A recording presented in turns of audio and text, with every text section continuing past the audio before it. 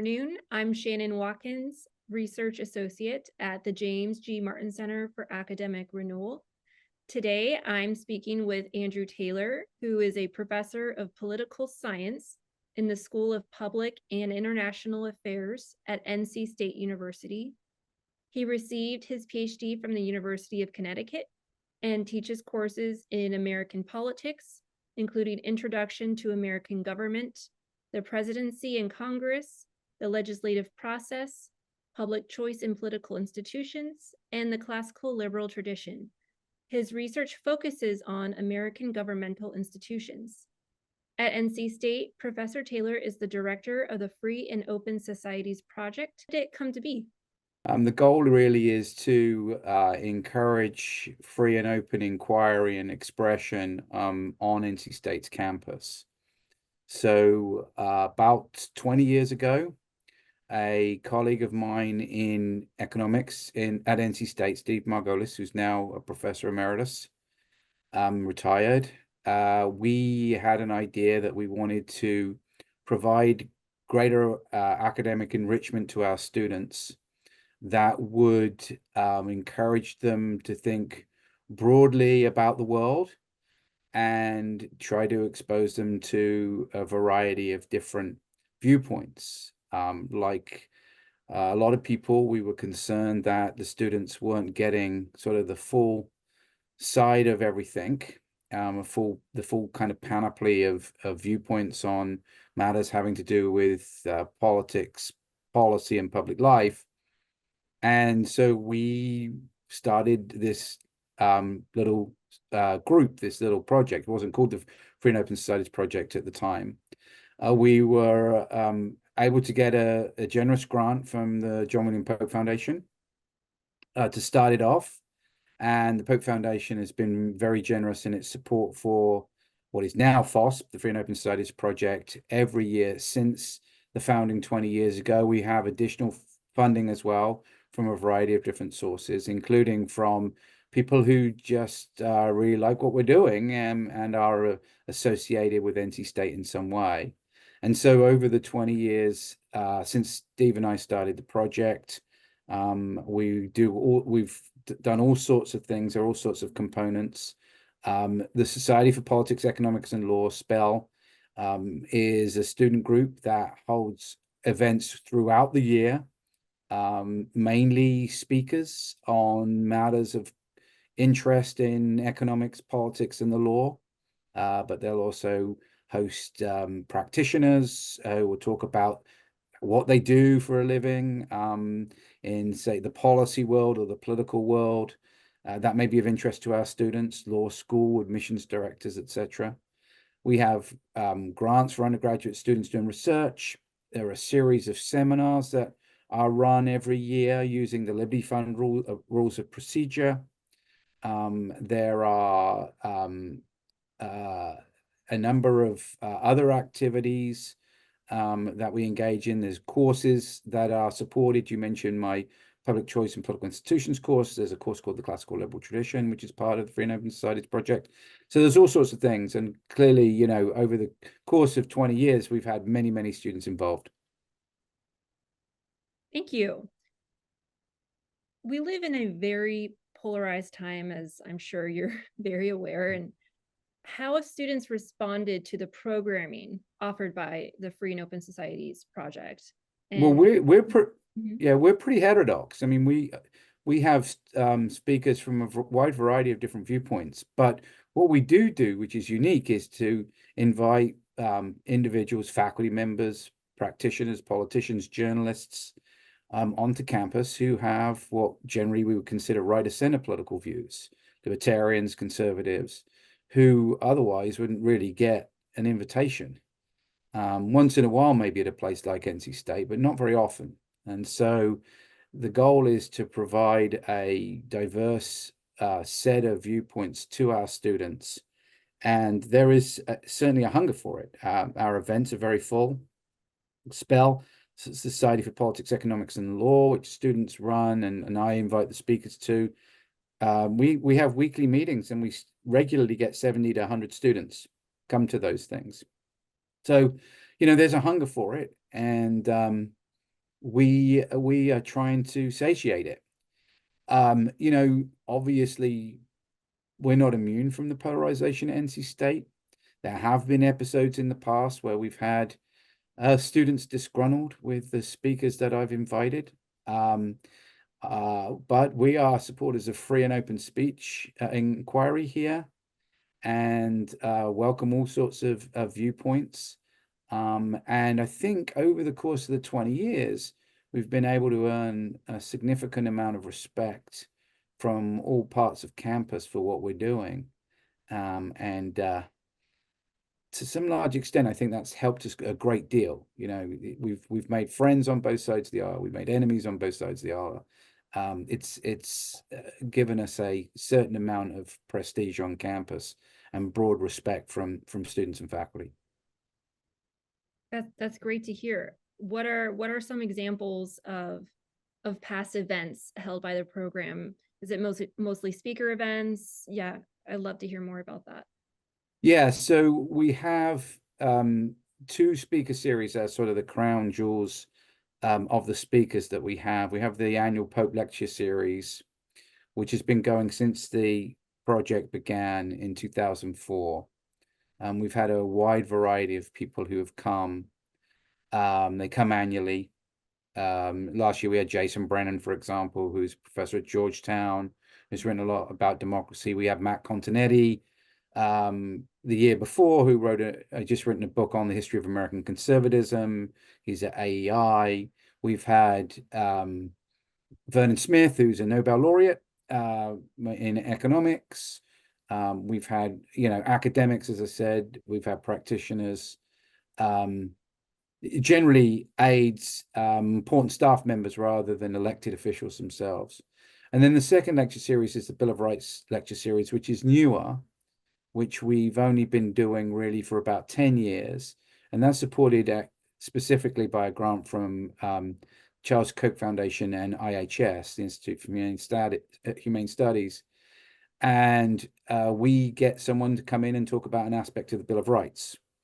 And we've done, religious liberty, freedom of speech, rights of criminal defendants, property rights and takings clause. And this year, in this fall, we're having a speaker who's going to come and talk about the Second Amendment, professor at Duke Law School. So those are the two kind of headline speaker series. And then Spell, of course, which I mentioned earlier in the conversation, has speakers almost on a weekly basis. Colleagues of mine at NC State in political science, history, economics, people who are in the town, academics traveling, local practitioners. We get them in just about every week, and as I said, it doesn't seem to diminish the attention and the enthusiasm for this, because the students are showing up week after week. That's great to hear. I'm curious, the students who participate in the project and attend these speaker series, are they mostly from a politics, economics, academic background, or do you have students from other areas in school? Well, yeah, I mean, I think they're mainly political science and econ, but we have a lot of students from related disciplines, particularly history and philosophy. But there are, as many people watching this, I'm sure know, NC State is famous for its STEM fields. It's a STEM institution, strong engineering school, particularly with lots of really smart students, and we provide these kinds of services for them as well. So there are a lot of engineers in these programs who come along and schlep over from Centennial campus for these events. So we have a presence throughout campus, but generally the students who are most active, most of the most active students are from disciplines sort of related to politics, policy, economics, current events, public life. Yes, that's good. I am glad to hear of the broad reach. Yes. What are some upcoming plans for the project for this just now started school? Yeah, so we got a packed year. spells, starting off with some speakers. We've got our first speaker tomorrow on politics in Africa. Got a good friend and colleague of mine from economics next week who's going to be talking about the gold standard. The week after that, we're going to be talking about sort of the veneration of the US Constitution. Your own Jenna Robinson is going to come talk as a spell speaker this semester. So I really appreciate Jenna doing that. A host of speakers, Laura, school admissions officer at Campbell Law, for example. The Bill of Rights lecturer is going to be Joseph Block, who is professor of law at Duke. I just mentioned talking about the Second Amendment. Pope lecturer in 24-25 is going to be Daniel Hannan, who is president of Institute of Trade in the UK, former member of the European Parliament, very well-known conservative commentator in the UK, not so well-known here, but there are a few people who follow him pretty well in the United States as well. We've got the Stroop seminar. We have a seminar, one of the seminars I was talking about using the Liberty Fund procedures that we've named after the former Professor Rick Stroop, who was a professor at NC State for some time on public choice in the environment. Students are getting recruited and started reading for that. That's on October 4th. We're doing a seminar in Raleigh on November 1st with my students and students from the PPE programs at Duke and UNC Chapel Hill. In the spring, we have our Carolinas Regional Seminar, which I run with colleagues at the College of Charleston, Coastal Carolina.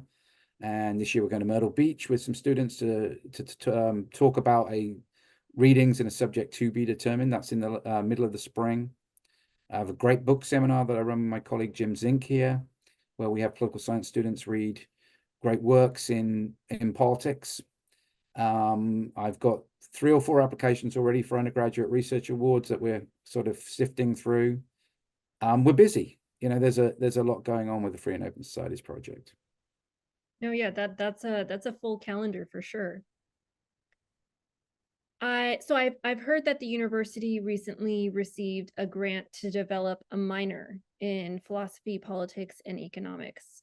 Could you tell us more about this course of study and when the expected rollout?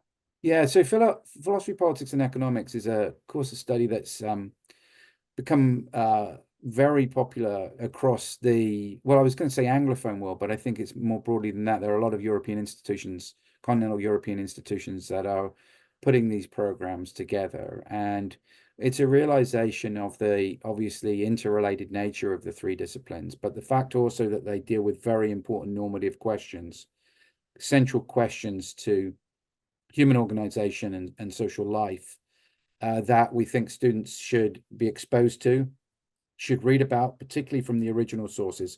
So there's a lot of reference to classical works, original works in many of these issues, as well as sort of more contemporaneous stuff, that they should recognize these questions and they should be able to think about them smartly, intelligently, and be able to discuss them and defend their positions on them. And there are, as I said, a number of PPE programs.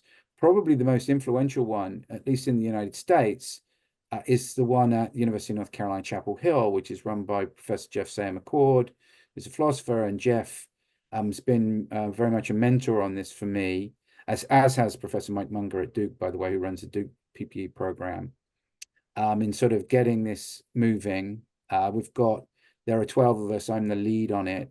But I have 11 colleagues sort of scattered fairly evenly across the 3 disciplines who are affiliated faculty with the program. And we are getting it up and running. It's going to be a minor course of study, 15 hours, 5 courses. And the hope is, I mentioned Jeff as a mentor at UNC Chapel Hill, is to, be half as good as those guys. They have about 450 minors, which is, a huge program. Would make it a huge program here. But even as I said, if we got half as many as that, we'd be very big and popular. And there is a demand for it, particularly from those other parts of the university that we were just talking about, Shannon, like College of Engineering, where the students are really hungry for this kind of stuff. They see it, they value a liberal education as well as their vocational technical education. They see it as actually, from a strategic point of view, they see it as important for them in their careers to be able to converse intelligently about these things with peers. They really respect the skill set that we would give them. And as a minor, it almost becomes a sort of crash course in the humanities and social sciences, that they can come in, get a quality but short education on these things, get a tangible credential in a minor that will really help them in the workforce. And we will, if we do that, which I think we can, then we will be very popular on that other part of campus, and there will be a lot of students coming over from there. And it's kind of an opportune time because of the UNC system's new policy on Foundations of American Democracy policy, which I'm sure, I know you are, but I'm sure many of the watchers of this know a little bit about as well. And it's our hope that we will have one of the courses, really the gateway course, to be able to meet the requirements and have the student learning objectives a central feature of the policy. And so students will be exposed to that kind of material in that course as well. So it's exciting. It's going to be a lot of work. We've done a lot already. We've got a lot to do, but it's very exciting. No, that is very exciting. I'm glad to hear that was going to be a question if other STEM students were going to perhaps be interested in this program. So I'm glad to hear that, again, that this will have some reach to other students. And I also heard that you're coming out with a new book. What is it? Yeah, Oh, yeah. I just finished a book that I have a contract with University of Chicago Press to publish. They have the manuscript now. It's called, the actual title is A Tolerance for Inequality, America's Democracy and Its Economy. And basically the argument is to sort of take on the fundamental model in political science about economic inequality in the United States. And that is, obviously the economists have their model, the sociologists have their model. Political science model is simply put that, the political system is kind of rigged. And so wealthier people vote more, they're more active in politics, they donate to campaigns, they themselves occupy positions of power. Their elected officials are more than others. And as a result of this, public policy, economic policy particularly, is geared to favor their interests, and leads to the kind of economic inequality that many see in American life these days. And the book basically takes on that argument quite a bit, and explains, to the extent that politics can explain economic inequality in the United States, that there is a sort of basic tolerance for it. And Americans have a kind of view of the economy that it tolerates quite a significant amount of inequality, so long as the economy works in other ways. And I demonstrate this through looking at public opinion surveys, looking at the views of different groups of Americans by the income that they have, by looking at the makeup of Congress, members of Congress, their educations, occupations, personal wealth, a whole host of different things through the book, to not come up with an alternative model, but to basically say that political scientists have taken this a little bit too far.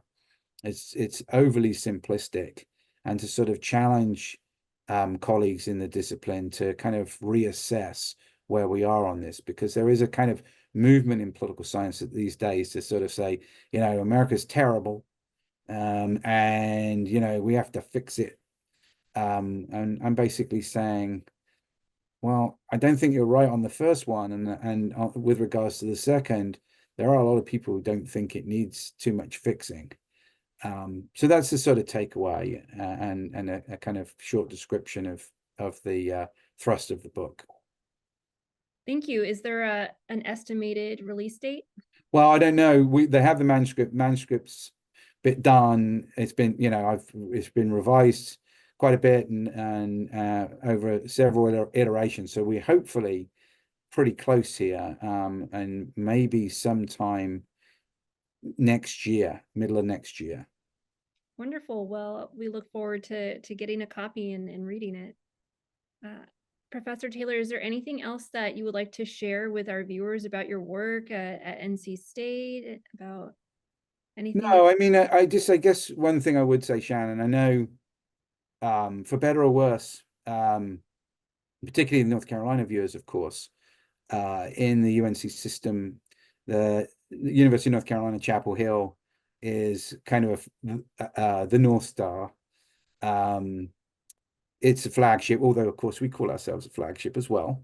We're the two flagships, but of course, with our strengths in STEM fields that we've been talking about, a lot of people forget about the liberal arts and social sciences at NC State, but we do have an awful lot of students in them, and they do really have a desire to learn about this stuff, and to be able to debate freely and civilly with one another.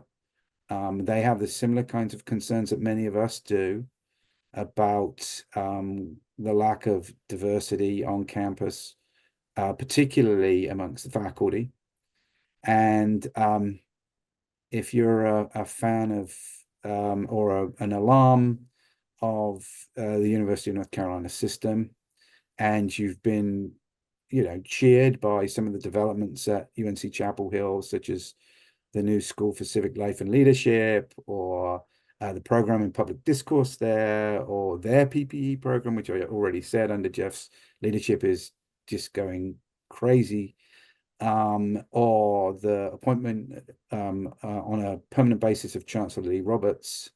I and my colleagues here are trying to do on a smaller scale, but that kind of stuff at NC State, and NC State needs it as well. So talk about us with your friends, and I mention, that these kinds of good things are happening at NC State as well as happening at UNC Chapel Hill.